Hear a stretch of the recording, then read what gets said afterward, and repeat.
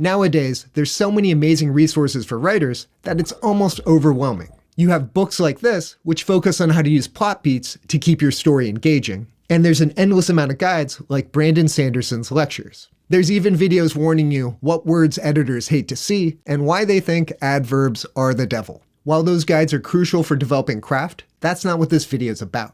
I'm going to focus on how to make the process of writing a book work for you. So let's start at the beginning.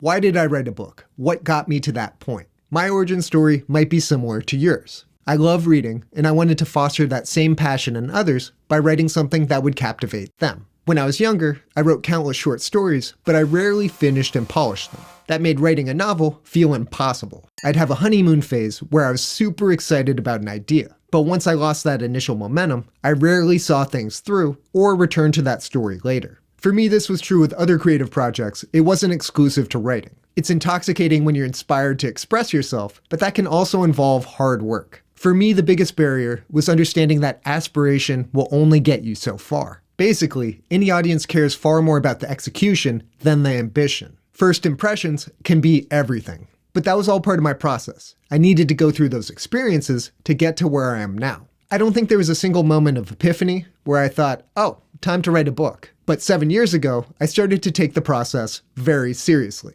I came up with a concept that I thought was worth developing, and most importantly, I stayed with it. I remember being very intentional about wanting to finish this book. So when I hit that wall of, this isn't really fun anymore, I kind of just powered through. What I found most challenging in my early draft was connecting plot points that were crucial for the story. I knew I had to get from A to B, but writing the connecting tissue could be a chore. When you're starting a story, there's infinite possibilities of where it could go. But as you narrow down the plot, things become a lot more constrained. Or at least they should. Otherwise, the story runs the risk of being incoherent. In my case, I think I was so worried about the story going off the rails that I think I might have constrained myself a bit too much. Don't get me wrong, I'm glad I did a lot of planning in the early stage. It helped prevent plot holes. Trying to weave together rigid plot points wasn't always creatively inspiring, but your experience might be different. And early on, I realized the importance of leaning into what's working for me. I was in uncharted waters in the sense that I really didn't know if I'd ever finish the book. I'd never worked on a project of that scale, so I just took things one step at a time.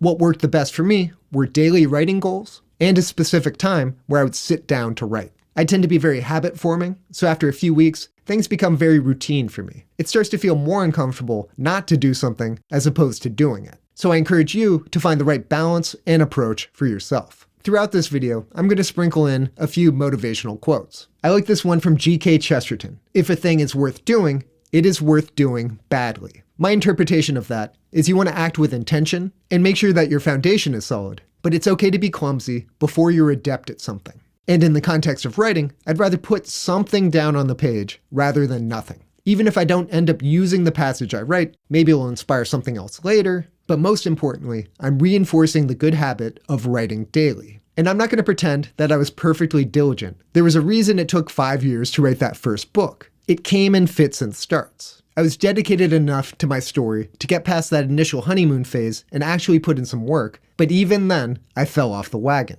I side-tabled it for a while, and then some major life events derailed my progress further. Ironically, another major life event is how I got back on track. The pandemic. Remember when I mentioned that I'm habit forming and like routine? Well, what better opportunity to establish that than a quarantine? My daily output skyrocketed. For me, it was also a great way to regulate my mental health.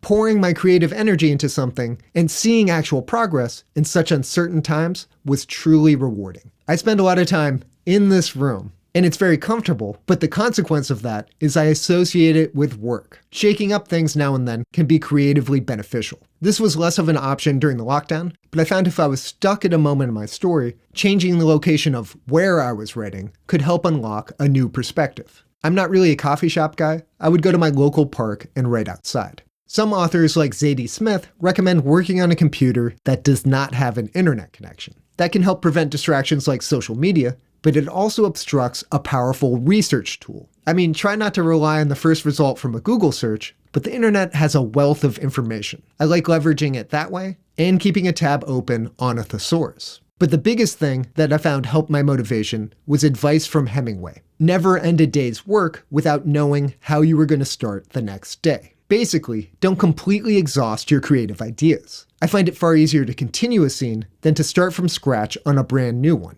And when the goal is daily writing, not getting discouraged is crucial. Before we explore why it's hard to hear as an aspiring author that your first book is going to suck, I'd like to provide an update on my fiction. Everyone who's been supporting or engaging with my fiction or this YouTube channel, you've been killing it. On Royal Road, I've shot up to 88 followers, and I'm closing in on that goal of 100. Total views are way up, and so are average views per chapter. I've been making great progress on book 3 every single day, and have gotten a bit better about scheduling shoutouts. What Kind of Fancy Book Is This? By B. Aquila. I really like this blurb. Dog for an Heir by Z.K. Starska, and Goddess of Disaster by K. McKay. My biggest stress right now is wondering if my release schedule of 2 chapters a week will be uninterrupted through book 3. I mapped it all out, and it's gonna be close. So I'm faced with a dilemma. Do I power through, or do I buy myself some grace by delaying the initial release of book 3? I don't think I would need more than 2 to 4 weeks, but I think it might be prudent to have a bit of a buffer. Endings are hard, and this is the conclusion of my trilogy. I want to wrap up the story in a way that's rewarding for readers and not just race to the finish line. Fortunately, I have a bit of time to think about it. Book 2 will finish serializing at the end of April. So as that milestone draws nearer, I can see how far along I am in book 3.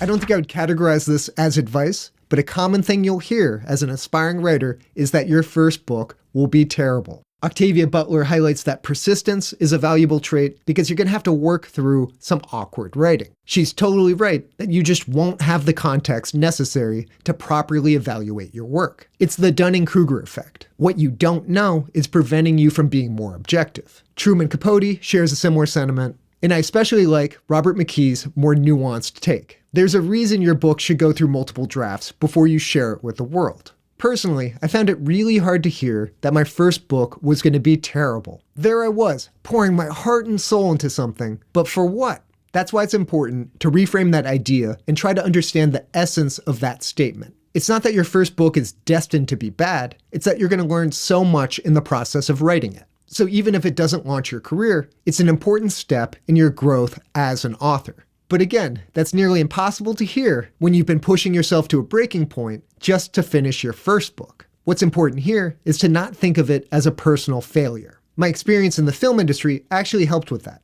Think of all the movies that have a wonderful director, the perfect script, an amazing cast, but they just don't work. Combining the right idea with execution isn't a perfect science. There's a bit of mystical alchemy involved. Luck and timing are also key elements in the equation. So rather than being heartbroken by the idea that you might have to write a lot of books before one connects with an audience, consider how many variables are involved. Maybe a metaphor will help. If an author's a restaurant, it's hard in advance to know what kind of recipe to prepare for a patron. In the same way that cast, setting, and plot need to be properly seasoned, accounting for someone else's taste is difficult. So I think the best approach is to cook up a book that you would enjoy reading. I had way more to say on this topic than I expected, so I'm going to pick up where I left off next video. I'll talk about finishing my first book and editing it, how that prepared me for the second book, and how different writing the sequel was for me. I hope you join me next time, but right now I need to bother Tampy. She's looking too cozy. Are you a sweet girl? Are you such a sweet girl?